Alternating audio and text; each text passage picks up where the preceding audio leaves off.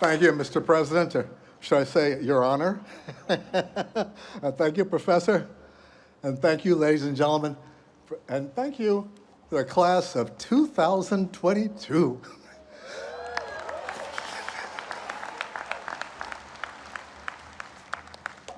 You gotta excuse me, I sort of choke up at this.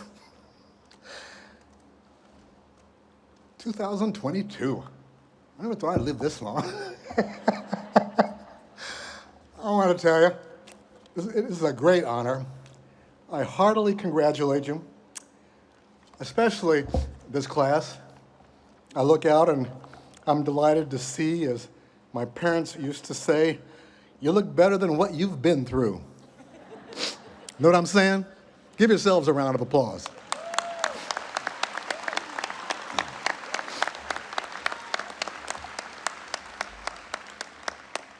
I want to tell you, I have my soft side. But we journalists tend to profit off disasters. We tend to be attracted to things that aren't going the way they're supposed to. That is how we define news when I was back in J school. What happens when things aren't going the way they're supposed to? And if folks say, why is there so much bad news in the newspapers? And I have to say, if it wasn't there, you wouldn't want to read it. Why do you want to read about all the planes that took off and landed safely every day? All the kids who are succeeding in school despite tremendous odds.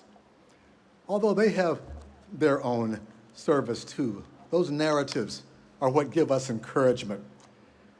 When you just think about it, you have been through a lot, and for the rest of your lives, you will be able to tell your narrative about going to class on Zoom, on trying to figure out whether you should wear a mask today or not, taxing your attention, checking in with your doctor and nurse and over telemedicine devices, trying to develop relations and have what we used to call a normal college experience. What is normal? I mean, I thought college would be a great place to have something I hadn't had before, which was a social life. Yeah, I was a bit of a nerd. But that's how I wound up in journalism. I wanted to meet people and find out embarrassing things about them. And that certainly is a big part of the job.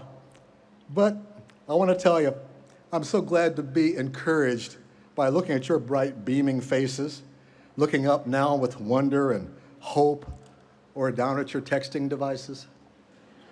I see you. I can also see your optimism. You feel good about the future.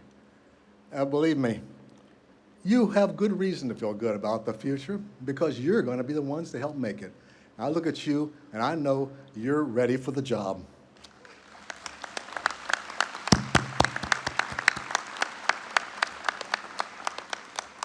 But I'm also sorry to report that while you've been pursuing your dreams, the world is telling you in many ways to perk down. Why are you so happy? What are you smiling about? Out there beyond the classic brick and limestone with brownstone trim of Dickinson's historic walls and lovely architecture, we're having a pandemic of gloom. A new pessimism is in the air. From the liberal side, we hear progressive pessimism. The country is tilting toward MAGA-hatted fascism, or a new version of The Handmaid's Tale. From the conservative side, we hear evidence that our institutions, from primary schools to the Pentagon, are all being captured by wokeness. I could use some wokeness now after writing this speech all night long. That's a pathology of journalists, where, as a furniture polisher told me, I never finish polishing. I just keep doing it until they take it away from me. That's how my stories are. The motto of my career has been, Page, if you don't turn it in now, it's not going to be in the newspaper. There's black community pessimism that African Americans continue to be excluded by persistent, resistant, and systemic racism. And there seems to be a new tragic pessimism from the seemingly sensible center. that Colin Powell used to tell us about, the moderate middle, that America's leaders and voters are losing the cultural norms, the institutional strength, and the sense of moral courage we need to strike pragmatic compromises that can move progress along. Instead, everything is a zero-sum game. And even as we wait for true relief from the COVID pandemic, we have a crisis in the supply chain of baby formula, and now monkeypox. I mean, give me a break. No wonder so many people say they're afraid to read the news anymore. Where's this new pessimism coming from? Well, look at the numbers. 10 years ago, there were roughly 41,000 overdose deaths in the United States. Last year, there were more than 100,000. 10 years ago, we had 4.7 murders for every 100,000 people. Last year, that rate rose 47% to an estimated 6.9 per 100,000. And I'm not just talking about Chicago, as Fox News reports it. A decade ago, you barely heard of carjackings. Now you hear about them nationwide, soaring mostly after the pandemic. Young kids with time on their hands. Chicago reported the most last year, according to CNN, dropping to 3,103. Whoops, a misplaced comma there, error in fact, minus 10 points. That's a journalism grading system. 303 in 2014. After a 20-year decline, the numbers have soared with the pandemic. Same with shoplifting. Ditto for the nation's mental health system. Mental health itself is in sharp decline in our country. It's not just you facing finals. Now major depressive episodes among adolescents have soared between 2007 and 2019. Since then, well, lockdown, school closures, remote learning haven't helped. And take the wealth gap, please. Since the early 1980s, our economy has managed to produce more wealth for its wealth holders, but less work for its workers, experts have lamented. With that goes pride, purpose, and the dignity of labor, and a rise in death rates among white middle-aged Americans, often to suicide or substance abuse problems that sociologists are now calling deaths of despair, a new malady or a new label for an old malady. So against this dystopian backdrop, why am I still optimistic? Well, I'm thinking in the long run.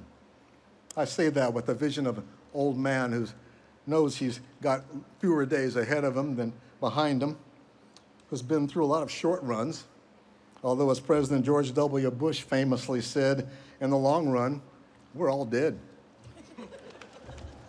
Sure, that's true. But I'm still a persistent optimist as an American because, for one thing, most of the developing world is wrestling with the very same sense of decline, not always with the same sense of optimism. And secondly, I'm encouraged by bright young people like you. You know how to take a challenge and persevere. You continue to have the energy, capacity, and aspiration for our own improvement, and a track record that some people still call the best hope in the world. Talking to some of you and visiting your school's webpage, I'm excited to see how many of you are pursuing programs and careers to teach through the Urban Teachers Program, pursuing archaeology, biochemistry, medical research, environmental studies, high finance, and other studies on all fronts of human problems and challenges to our progress. That's why I look out at you. I'm still an optimist, honored to be around so many young people again. I'm honored to be around anybody again. Well, I tell you, you can only get by on Zoom and Netflix so long. Thank you for rescuing me. And brimming with excitement, brimming with that traditional gaze of hope, ambition, and a desire for me to make this speech as short as possible. So you can grab your diplomas and bounce on out of here. Bless your hearts. Far be it from me to be the last impediment to your emancipation. But I've got to say, that's why I love America. Not so much for what it is, but always for what it is always trying to be. Its aspirations. And you're doing it as the most racially and ethnically diverse generation in American history. And probably the world, probably the most diverse population the world has ever seen, without immediately breaking down in civil war. We've been through ours, we've been through crises, but I think we learn in the long run from the experience. Today, we have the tragedy of Buffalo, New York. I won't go into it, but I invite you to read my columns, as always. What you hear is this term about replacement theory. I used to hear it over in Europe amid their immigration crisis. Now it's reached our own shores, thanks to a certain medium in particular, which I won't name, but it rhymes with F-O-X. This new replacement is not new. It's a rebranding for a divisive xenophobic war by Americans against ourselves. It's better described, as my New York Times column writing colleague Bret Stephens does, as renewal. You cannot defend the ideal of e pluribus unum, out of many one, as Bret writes, if you dilute the word pluribus, if you dilute the pluribus of e pluribus unum, meaning the multiplicity, the diversity, the vast array of different folks. Another New York friend of mine recalls how a taxi ride with his young grandson, it kept getting interrupted by street construction, underground construction, electrical, utilities, and of course, the building of new high-rises. The taxi just crawled across Midtown while my friend explained to his fascinated grandson what all these workers were doing. And finally, his grandson concluded, this ought to be a really nice city when they finish it, right, Grandpa? Well, I imagine so, but they won't finish it. You don't finish some work. Some work goes on forever. You just try to do a better job of it, try to improve things. And just like our founding fathers, and as we're learning more from DNA evidence, they fathered more than we thought they did, didn't they? Haven't they? But our founding fathers called for making a, quote, more perfect union. I love that phrase, although my high school English teachers would have marked them down for redundancy, right? I mean, how can you have a more perfect union? If it's perfect, it's perfect. But I think there was a knowledge, consciously, subconsciously, that no, it's not perfect, it's flawed. But they couldn't bring themselves to say anything less than perfect of this great creation they had. So, okay, yeah, it's not perfect, but we're going to make it more perfect. And so it stands. And I think it expresses an attitude of a country that was never quite comfortable with its own diversity, and yet has learned from it and is still working on finishing that work of perfection. I'm reminded of not that long ago when I hear these awards, you know, when I hear Google, I think about back in 1995, or was it 96, I was at a Business Week conference in New York, and over dinner, I was seated next to another fellow named Page. Larry Page was his name, bright young guy who had just come out of Stanford. And we laughed over the similarity in our names and talked about, hey, maybe we're related, ha, ha, ha. Well, don't I wish? I asked him, what do you do, Mr. Page? And he said, well, Mr. Page, me and my partner, Sergey Brin, have started a company called Google. And I said, Google, what's that? And he looked at me and he said, you don't know what Google is? I said, hey, I'm an old man. So look, he gave me his card, I'll never forget. He handed me his business card, and he said, when you go back to your hotel room, just type in google.com. It's going to change your life. Ladies and gentlemen, I can't remember any time in my life where I've heard words that proved to be more prophetic. It not only changed my life, it changed my whole profession, the media. It changed the direction of Western civilization. It has had such an impact. And it was an idea that Larry and Sergey put together as part of their master's project, which their professor came back to them with, he said, I've got two bits of good news. One, you guys got an A Two, there's a couple venture capitalists outside who want to talk to you. And the rest is a history of which we all are a part of, whether we like it or not. But that was an example. I point this out to young people who wonder if they can make a difference. When you see all these problems in the world, can you make a difference? There are so many ways. Just follow the path of what you know best. Follow the path that will take you to the revelations of the future. I also can't help but remember how much things have changed when I found out, thanks to 23andMe, that I'm part Irish. Bagosh and Begorra. I want to tell you, I don't know what y'all think, but I'm from Chicago, and I'm going to celebrate St. Paddy's Day with a whole new spirit next year. As we can, when it's safe to go outside and watch the river turn green like it always does. But Chicago has always been a town that was an example of the melting pot, for better or worse. I don't really like that term melting pot. I like mulligan stew. As my parents, Depression babies, used to say, mulligan stew is whatever you got in the house, you throw it in the pot. Meat, potatoes, spices, just throw it in the pot and mix it up and heat it up. It was never the same every time you made it. But that was mulligan stew, and that's the way this country is. We've got all kinds of, no, we don't melt. Whatever your background is, you don't melt.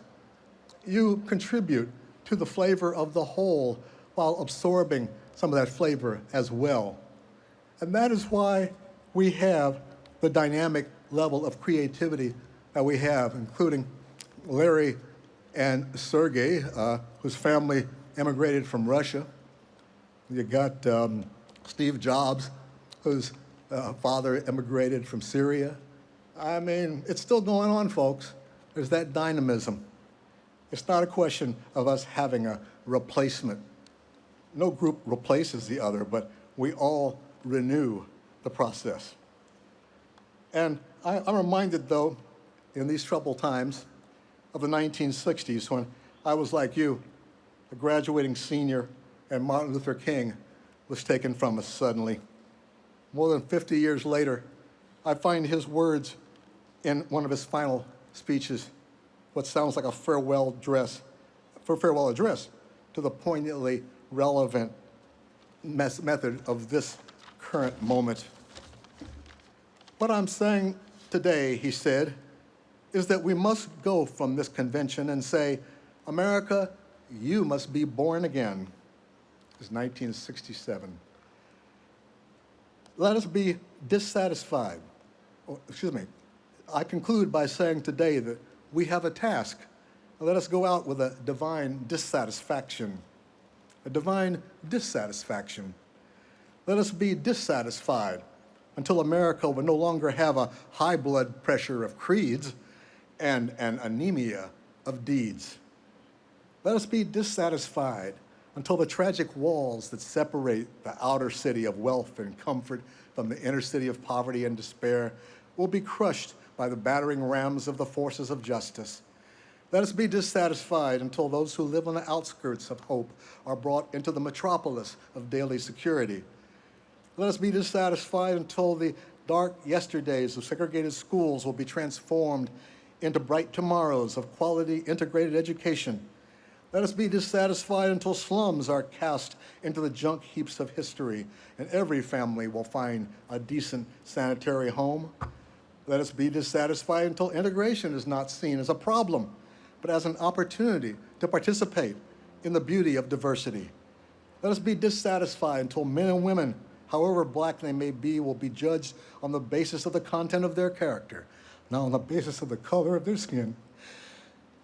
Let us be dissatisfied until every state capital will be housed by a governor who will do justly, who will love mercy, and walk humbly with his God.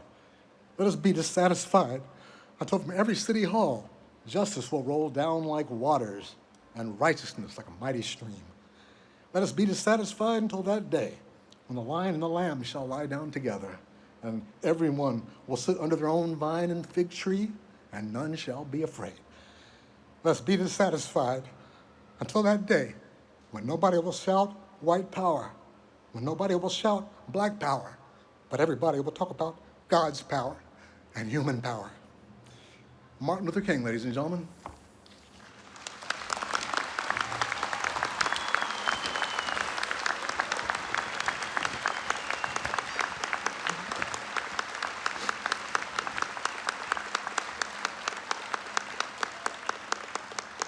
I'm glad I got to read that whole segment of the speech, because heaven knows little bits and pieces of it get quoted all the time. There's so much more. But this one is so appropriate to me for this moment.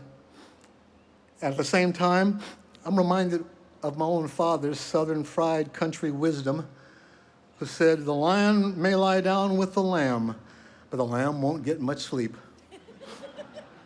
And that's true too. We have many miles to go before we can sleep comfortably.